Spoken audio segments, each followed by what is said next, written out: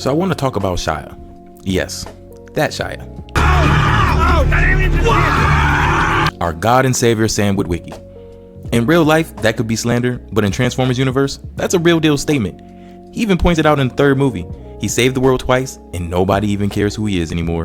And ironically, I think that line perfectly parallels his life, at least just a little bit. Shia used to be every teenager's dream archetype.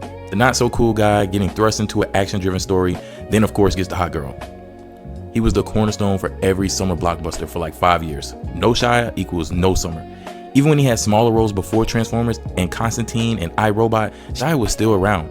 So what happened? Shia has had a rough life, more specifically a rough childhood.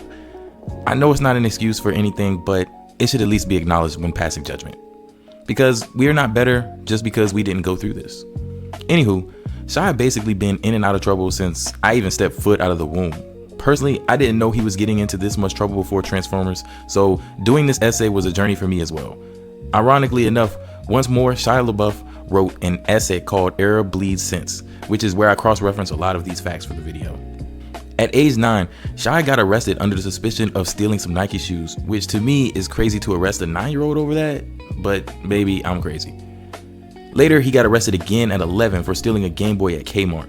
Then apparently 2 days later, he got casted into Even Stevens, which to me is literally bananas, but that's how life can be sometimes. So him and his parents would still have been struggling at this time. Shia's dad was like a rodeo clown and a war veteran, which to me sounds like one of the scariest, wildest combinations possibly imaginable.